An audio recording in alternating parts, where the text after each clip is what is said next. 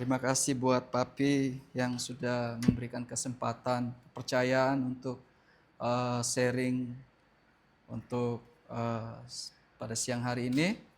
Kita langsung aja buka sama-sama di Yeremia 29 ayatnya yang ke-7. Beberapa waktu ini ketika Papi bilang nanti sharing hari Minggu, saya coba bergumul, tanya sama Tuhan apa gitu. Dan ayat ini yang berbicara dalam kehidupan saya secara pribadi gitu. Oke, semua sudah ketemu? Yeremia 29 ayat 7. Sudah semuanya? Yo, kita mau sama-sama baca. 1, 2, 3. Usahakanlah kesejahteraan kota kemana kamu aku buang. Dan berdoalah untuk kota itu kepada Tuhan, sebab kesejahteraannya adalah kesejahteraan. Sangat kuat sekali Tuhan itu, Roh Kudus taruh dalam hati saya tentang kota gitu. Kota. Saya coba cari di Alkitab tentang kota, dan ya kalau teman-teman baca dari perjanjian lama sampai perjanjian baru, ada hal-hal yang besar yang Tuhan kerjakan, hal-hal yang besar yang sedang terjadi di kota-kota gitu. Bahkan dari zamannya kota Babel, gimana orang-orang pada masa itu mereka buat menara yang sangat tinggi gitu. Dan akhirnya terjadi perpecahan di situ karena Tuhan mengacau balaukan bahasa mereka seperti itu. Dan ada banyak hal terjadi gitu. Di kota ini, berbicara tentang kota ini, istilahnya kadang-kadang saya berpikir kemarin, Tuhan kok kota gitu, kenapa kota gitu, kenapa nggak desa gitu. Sangat jarang sekali di Alkitab itu berbicara tentang desa, kampung gitu. Dan suatu negara juga itu pasti ibu kotanya adalah kota gitu, bukan ibu kotanya adalah ibu desa, enggak kan gitu, atau ibu kampung gitu, pasti ibu kota gitu kan. Dan di kota itu sering yang namanya terjadi, yang namanya hal-hal besar terjadi, pendidikan atau itu dari kota gitu. Majunya suatu pendidikan itu selalu dimulai dari kota. Suatu peradaban selalu dimulai dari kota. Kebudayaan berkembang itu dari kota. Di kota juga berkumpul yang namanya orang-orang dari segala bangsa gitu. Dan ilmu pengetahuan berkembang di kota juga gitu. Teknologi sampai dengan saat ini kita menikmati itu selalu dari kota, bukan dari desa gitu. Dan juga di kota banyak hal-hal terjadi. Ada yang namanya hal-hal yang jahat gitu. Kejahatan, kriminalitas yang tinggi pasti selalu terjadi, atau tingkat kriminalitas paling tinggi itu pasti terjadinya di kota, bukan di desa. Dan juga banyak yang namanya korupsi, kolusi, nepotisme, pusat perdagangan, dan segala hal pasti adanya di kota gitu. Dan revival terjadinya itu di kota. Revival pertama itu terjadi di Yerusalem, di mana di zamannya Petrus, di mana 3.000 orang bertobat, lawatan terjadi di kota gitu. Kota, akhirnya Tuhan itu, Roh Kudus memberikan suatu gambaran dalam kehidupan saya. Oh iya, kota gitu. Terus di sini dikatakan, usahakanlah kesejahteraan kota, kemana kamu akan, ya kemana aku buang gitu. Kita nih ada di kota Salatiga ya. Adakah sini orang asli Salatiga? Enggak ada? Oh, asli Salatiga ya. Ada Kak Nathan asli orang Salatiga. Tapi selebihnya adalah pendatang. Benar? Kita seperti dibuang sama Tuhan di kota Salatiga. Istilahnya seperti itu gitu. Makanya tadi saya bilang bahwa di kota itu berkumpulnya orang-orang dari segala bangsa. Bukan di desa. Ada sih di desa, cuman beberapa gitu. Tapi paling banyak dari segala bangsa datang itu di kota. Bukan di desa seperti itu. Mungkin orang yang pergi ke desa adalah dia sudah lama di kota, dia pengen suasana di desa seperti itu. Dan begini, ada tingkatan dalam pemikiran manusia, ada yang namanya rasional, irasional, dan suprarasional. Rasional itu sesuai dengan logik, kenyataan gitu. Makanya ada banyak orang-orang di kota itu pemikir, orang-orang terpendidikan seperti itu. Sehingga mereka adalah orang-orang yang hidup dalam kenyataan. Terus yang irasional itu adalah orang-orang yang melakukan sesuatu atau bergerak itu berdasarkan perasaan atau intuisi. Itu irasional. Nah, sedangkan yang super rasional ini adalah di luar logika manusia. Dan itu hanya Tuhan. Segala hal-hal yang terjadi yang ajaib itu di luar logika manusia. Sehingga seringkali orang-orang yang rasional ini, dia tidak akan pernah menerima yang super rasional.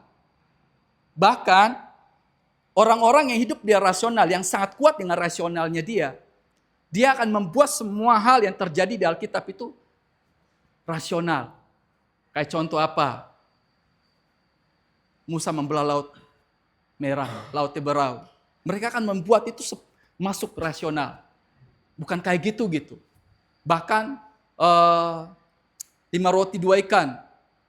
Ya teman-teman tahu sendirilah bagaimana orang-orang rasional akan membuat itu supaya diterima oleh gue. Oh, jadinya kejadiannya nggak seperti itu gitu. Tidak terjadi mujizat. Jadi orang-orang rasional ini istilahnya sederhananya mereka tidak percaya yang namanya mujizat. Oke? Terus air berubah jadi anggur. Mereka tidak akan terima. Tapi orang-orang yang hidup dalam super rasional itu akan ada yang namanya penundukan diri, akan ada yang namanya hati hamba, akan ada yang namanya seperti yang selalu Papi bilang, the way up is down. Gak akan ada yang namanya penundukan diri atau tidak akan ada yang namanya hati hamba. Orang-orang yang rasional bilang, no. Kesejahteraan kota itu orang-orang kita harus berpendidikan tinggi, kita harus punya kekayaan ini untuk kita bisa mensejahterakan kota. Benar nggak? Kita harus punya pendidikan, kita harus punya kekayaan yang besar supaya kita bisa memberi makan buat orang miskin. Tapi pada kenyataannya gini, orang-orang yang rasionalnya sangat kuat, ketika mereka pengetahuannya sangat tinggi, sangat sudah gelarnya mungkin sudah sampai S3 profesor, bahkan orang-orang yang punya kekayaan banyak, pada akhirnya mereka hanya akan hidup untuk dirinya sendiri. Orang-orang rasional cenderungnya adalah hidup untuk diri sendiri. Untuk aku, dan mereka nggak akan pernah puas.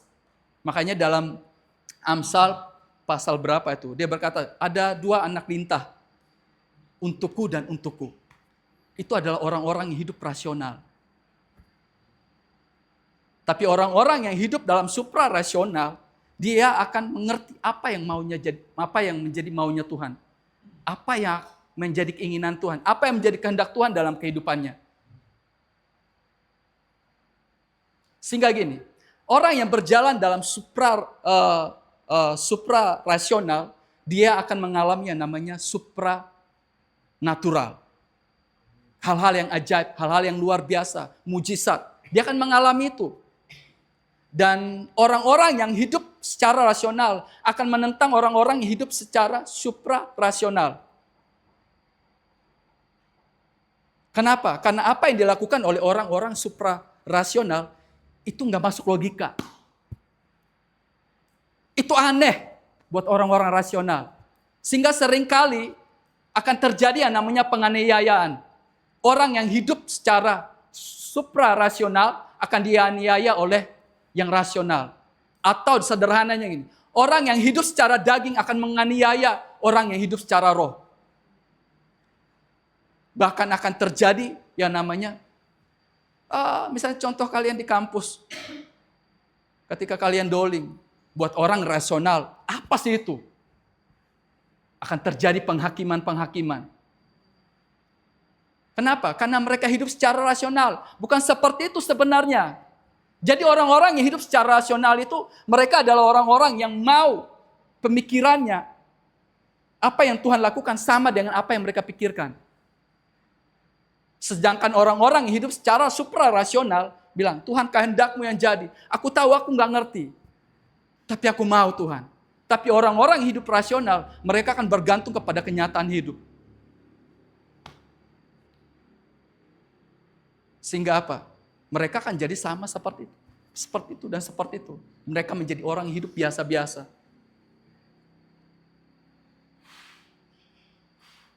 Sekarang yang menjadi pertanyaan, saudara ada di mana?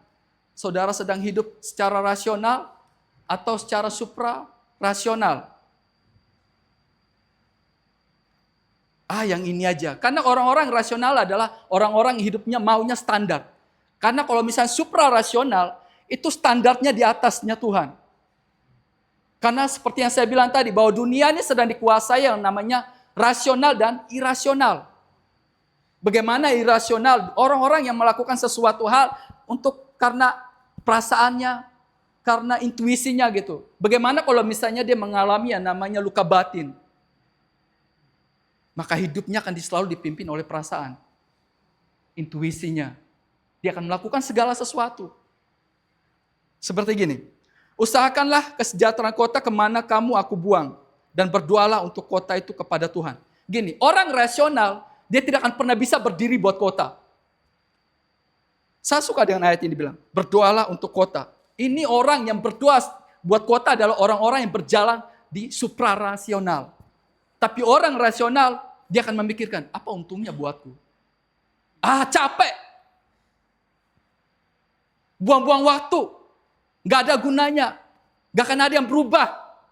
Itu orang irasional. Tapi orang yang hidup dalam suprarasional, dia ngerti ujungnya. Aku tahu bahwa Tuhan akan mengubahkan kotaku. Bahwa Tuhan akan mengerjakan sesuatu yang ajaib di kotaku. Tapi orang rasional tidak akan bisa bertahan di area itu. Dia tidak akan pernah bisa berdoa. Berdoa itu buat mereka itu bukan, lebih baik aku tidur, nyaman.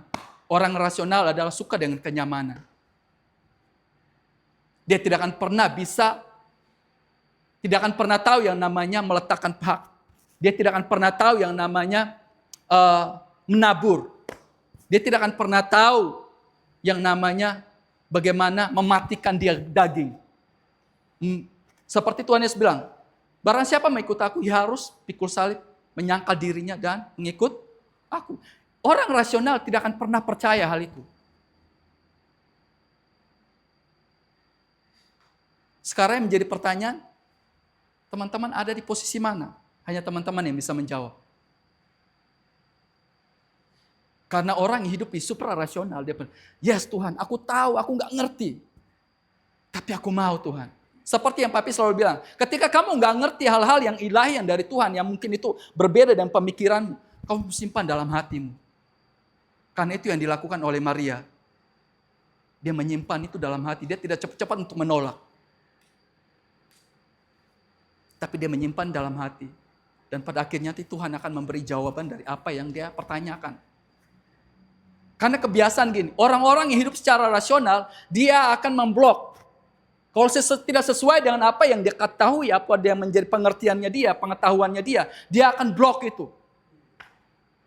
Sehingga gini, ketika ada orang-orang yang menyampaikan firman, siapapun misalnya di tempat ini, ketika kamu memiliki rasa haus, aku mau Tuhan, aku mau. Orang apa yang dia miliki dari hal-hal yang ilahi dari orang itu akan keluar, akan tersedot. Tapi orang-orang yang mencoba untuk memblok, itu akan stop. Rasanya tuh 1 menit aja tuh capek banget.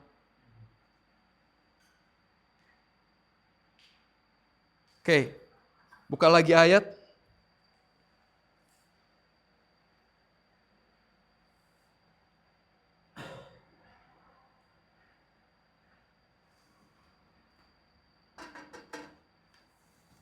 Sebelum ke sini, gini.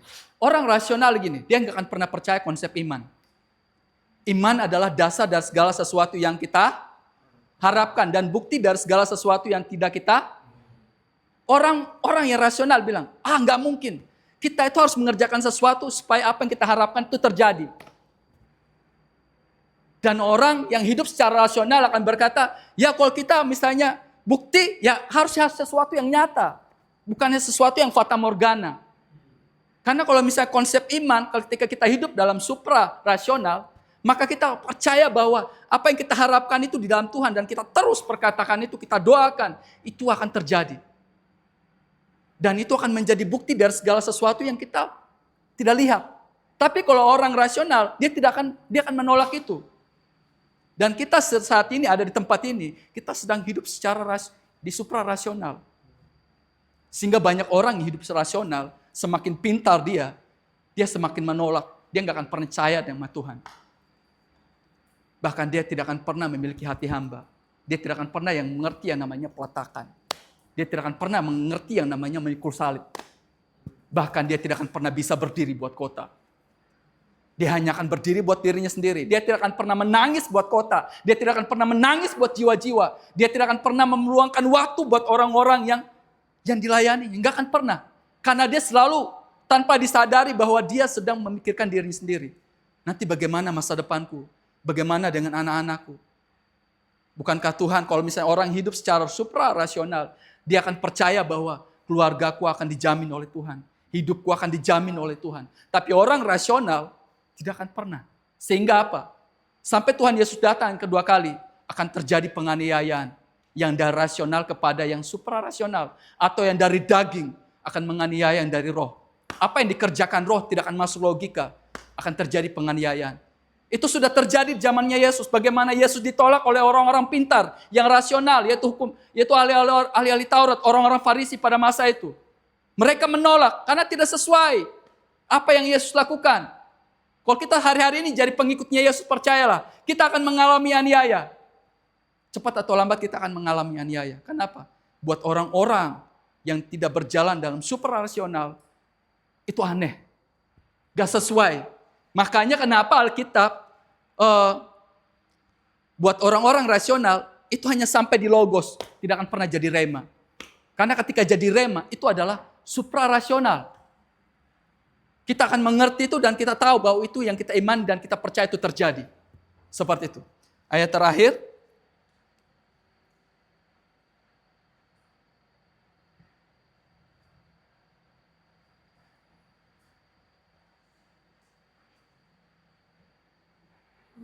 Dalam 1 Tawarikh 28 ayatnya yang ke-9. 1 Tawarikh 28 ayat yang ke-9. Saya akan bacakan. Dan engkau anakku Salomo, kenalilah ayahnya ayahmu. Dan beribadalah kepadanya dengan tulus ikhlas. Dan dengan rela hati. Sebab Tuhan menyelidiki segala hati. Dan mengerti segala niat dan cita-cita. Jika engkau mencari dia, maka ia akan berkenan ditemui olehmu. Tetapi jika engkau meninggalkan dia, maka ia akan membuang engkau untuk selama-lamanya. Seperti ini. Kenalah Allah ayahmu. Kenalah Allahnya ayahmu. Ini pernah menjadi tema selama 1 semester tahun berapa itu mungkin ada teman-teman? 2022 ya. Semester ganjil. Semester 2. Ini pernah jadi tema. Oh, ini yang Roh Kudus taruh dalam hati saya gini. Kita kembali ke ayat yang tadi.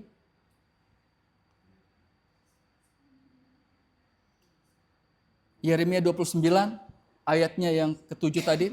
Usahakanlah kesejahteraan kota di mana kamu aku buang. Gini, mengusahakan kesejahteraan kota. Gini, kadang-kadang orang-orang muda gini. Karena dia punya ideologi, dia punya semangat. Memang orang muda itu identik dengan kekuatan yang besar. Berlimpah-limpah. Sehingga seringkali dia pengen mengerjakan semuanya sendiri. Dia berapi-api. Aku pengen penginjilan. Aku pengen melakukan sesuatu buat Tuhan. Tapi di sini berkata, usahakanlah kesejahteraan kota kemana kamu aku buang. Mengusahakan ini tidak berbicara 1 hari, 1 minggu, 1 bulan, 1 tahun.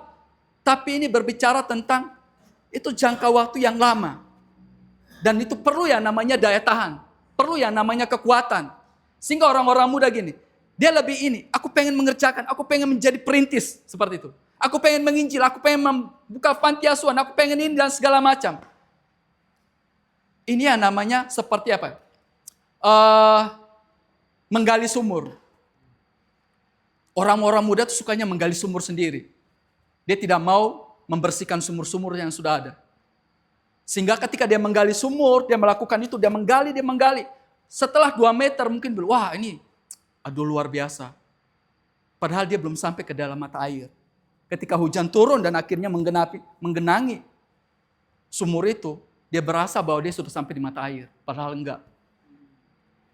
Sehingga kenapa orang muda ini, saya melihat begitu banyak pelayanan, teman-teman saya, mereka berapi-api dan akhirnya mereka menjadi apa? Standar dan akhirnya lama-lama kayak gitu. Enggak ada yang namanya sesuatu yang supranatural. Kalau kita berjalan dalam suprarasional, percaya akan ada supranatural terjadi dalam pelayanan kita, dalam hal apapun yang Tuhan percayakan dalam kehidupan kita.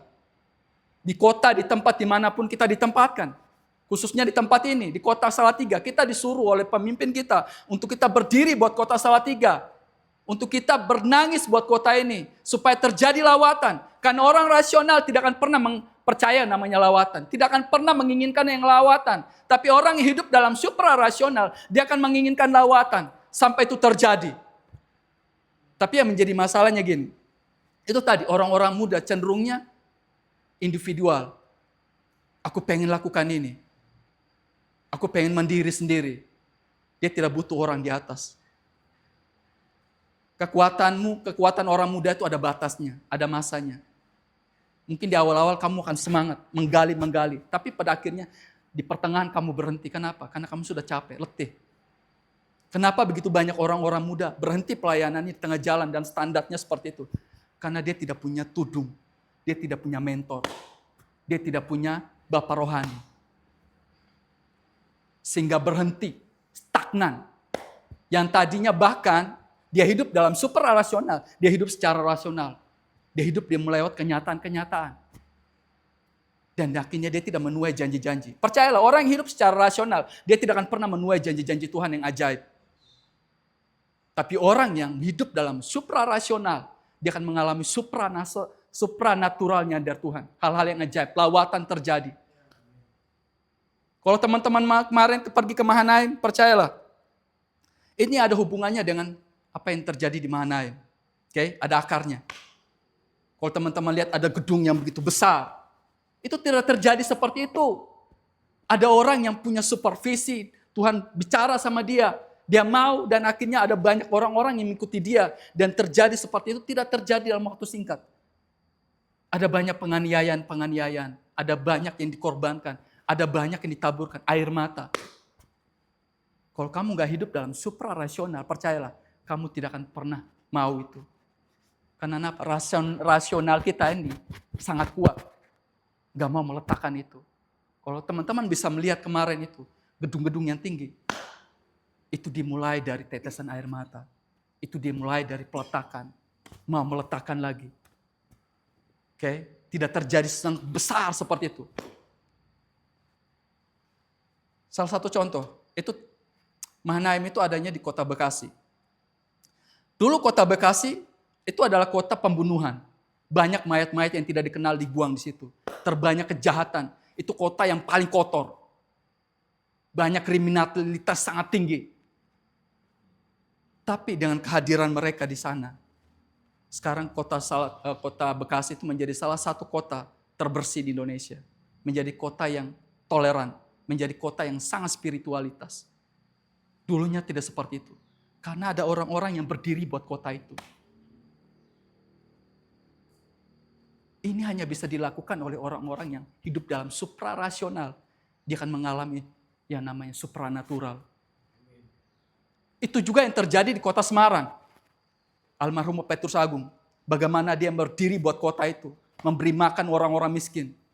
Sehingga kota itu menjadi kota yang diberkati Tuhan. Dan sekarang kita ada di kota Salatiga.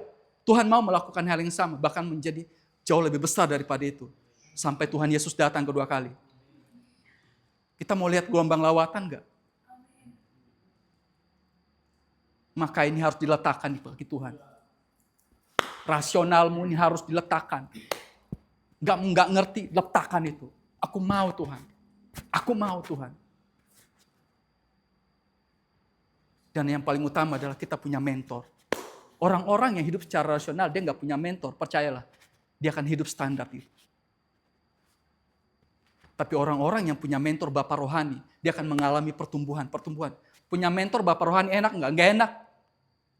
Percayalah, enggak enak. Tapi lebih enggak enak ketika kamu enggak punya orang tua rohani. Ketika kamu tidak punya gembala. Ketika tidak ada orang-orang mengintervensi hidupmu. Kalau kamu tidak izinkan dia itu, percayalah, kamu hidup di zona nyaman. Kamu akan kasih makan dagingmu. Kamu akan hidup ini aja deh. Kamu akan menghindari seperti yang Kak bilang. Emas itu akan selalu mau cari api. Tapi kayu dan ranting-ranting, rumput, itu akan selalu menghindari api. Kenapa? Karena akan terbakar. Tidak mau dimurnikan. Tapi kalau kamu hidup secara di dalam yang namanya supra-rasional, percayalah, kamu mau meletakkan itu. Aku mau Tuhan, dihancurkan lagi. mau lagi dihancurkan lagi. Sehingga semua yang dari Tuhan itu buat kota ini terjadi. Usahakanlah kesejahteraan di mana aku membuang kota ini hanya bisa diberikan kepada orang-orang yang hidup secara suprarasional, yang mau pikiran Tuhan, hati Tuhan, perasaan Tuhan, kerinduan Tuhan atas kota ini, itu diberikan kepada orang-orang yang menginginkan itu. Tapi sekali lagi, butuh mentor. Butuh yang namanya orang tua rohani, supaya terarah. Supaya orang-orang muda ini, dia punya kekuatan. Dia tidak lengah di tengah jalan. Dia tidak berhenti di tengah jalan. Tapi terus. Karena apa? Karena diinfus. Karena terus dipush. Sehingga semua yang ilahi, yang dari Tuhan, buat kota ini terjadi. Sekali lagi, kesejahteraan kota itu tidak berbicara tentang hal kota itu, tapi jiwa-jiwa. Karena kesejahteraan kota adalah kesejahteraan kita juga. Kesejahteraan kota ini dipulihkan, otomatis hidup kita dipulihkan. Tapi yang menjadi pertanyaan, mau nggak? Karena banyak orang muda lebih memilih hidup sendiri. Nggak mau. Karena kenyamanan cangkamu itu akan dihancurkan. Supaya kamu hidup di suprarasionalnya Tuhan. Supaya mengalami yang namanya supranatural. Yang ajaib, lawatan terjadi. Sampai Tuhan Yesus datang kedua kali. Kalau kamu berdiri sendiri, percayalah. Kamu akan stagnan. Kamu akan menjadi biasa-biasa. Perlu yang namanya seperti yang saya bilang tadi. Orang tua rohani. Gembala. Gembala yang seperti apa? Yang mengerti hatinya Tuhan. Yang hidup secara suprarasional. Yang meletakkan semuanya untuk Tuhan. Ketika kita punya pemimpin yang seperti itu, percayalah. Kita juga akan mengikuti itu. Kita akan mengalami lawatan itu. Hanya orang-orang yang dimentorin, dia muridkan, yang akan membuat pemuritan. Tapi orang-orang yang tidak pernah memuridkan, percaya, dia nggak akan pernah bisa memuridkan orang lain. Dia tidak akan pernah punya orang-orang di bawah yang akan dimuridkan. No. Pemuritan itu bukan untuk orang malas. Capek ngurus manusia, percayalah. Tapi hanya orang-orang hidup secara suprarasional yang mau menyerahkan hidupnya sama Tuhan, yang mau submit sama pemimpin, yang mau berkata, aku mau Tuhan, walaupun aku susah, walaupun aku tahu ini gak mudah. Akan ada hal-hal yang supranatural akan terjadi dalam hidupnya. Makanya dibilang tadi kenalah Allahnya ayahmu. Mungkin Raja Daud itu adalah ayah kandung daripada Salomo. Tapi secara spiritualitas, dia adalah ayah rohani daripada Salomo. Makanya Salomo bilang, kenalah ayahnya ayahmu. Dia sudah tidak berbicara tentang metode. Ikutin semua hal yang aku lakukan. No, Daud tidak berkata seperti itu. Kenalah, ketika kamu kenal Allah yang kusembah, maka perjalananmu akan berhasil. Kamu akan menjadi raja yang diberkati Tuhan, diurapi Tuhan. Itu pentingnya namanya orang tua rohani, gembala, pemimpin. Hari-hari ini kamu sedang berada di penggembalaan siapa? Kamu sedang punya pemimpin siapa? Pemimpinmu siapa? Orang tua rohanimu siapa? Kalau tanpa orang tua rohani, percayalah, kamu akan seperti kapal yang gak ada tujuannya, gak akan ada arahnya. Kamu akan mengikuti apa yang menjadi intuisimu, perasaanmu, kehendakmu. Inilah gitu. Kamu akan memilih jalanmu sendiri. Dan tidak akan terjadi apapun dalam hidupmu. Bahkan kamu hanya cenderung menghidup untuk dirimu sendiri. Kamu tidak akan pernah berdiri buat orang lain. Kamu tidak akan pernah pakai lututmu untuk berdoa buat orang lain. Kamu menangis buat orang lain. Oke, capek. Kamu akan berkata seperti itu. Orang-orang yang kamu lihat kemarin itu di sana, penyembahannya seperti apa? Itu adalah orang-orang yang meletakkan hidupnya di hadapan Tuhan. Yang mau submit sama pemimpin. Mereka punya pemimpin-pemimpin. Mereka punya yang namanya orang tua rohani di sana. Sehingga ketika kamu lihat mereka di sana itu tidak jadi seperti itu. Di tempat ini, kamu sedang dimuridkan. Untuk memuridkan kota ini. Untuk memuridkan generasi tempat ini. Di kota ini. SMP. Sekali lagi. Kota tidak berbicara tentang gedung, tempat. Tapi jiwa-jiwa. Kita sedang membawa mereka untuk mengenal Tuhan. Dan ketika mereka mengenal Tuhan, hidup secara suprarasional, maka kota itu akan dipulihkan. Keluarga akan dipulihkan, generasi akan dipulihkan, orang-orang muda akan dipulihkan. Dimulai dari kota tempat ini. Salatiga. Dan akhirnya Tuhan akan membawa kita ke bangsa-bangsa. Itu pasti. Karena orang-orang yang bergerak di Mahanaim, bahkan di Injil Kerajaan, itu adalah orang-orang yang sampai ke bangsa-bangsa. Tuhan itu adalah Tuhan yang punya rancangan besar. Dia bukan Tuhan yang rancangannya kecil. Rancangannya selalu besar.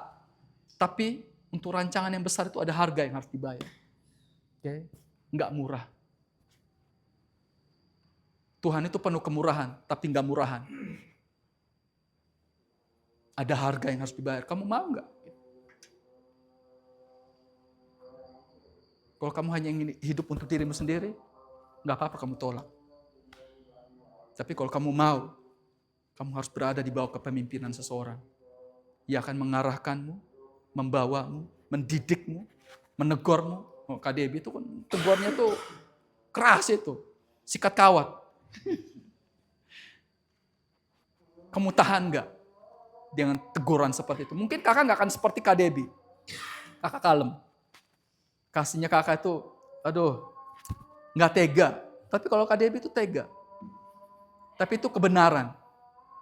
Ia akan membuatmu bertumbuh. Ia akan menghancurkan semua kebodohan, kebebalan. Bahasanya KDB, kegoblokanmu. Oke, seperti itu. Butuh orang-orang yang transparan seperti itu. Kalau kamu nggak terima orang-orang seperti itu, percayalah. Kamu akan hidup secara rasional. Kamu akan hidup berdasarkan kenyataan-kenyataan dalam hidupmu. Dan kamu tidak akan pernah punya iman yang besar. Kamu tidak akan pernah mempercayai iman. Iman adalah dasar dari segala sesuatu yang kita harapkan dan bukti dari segala sesuatu yang tidak kita lihat. Tidak akan pernah kamu iman itu.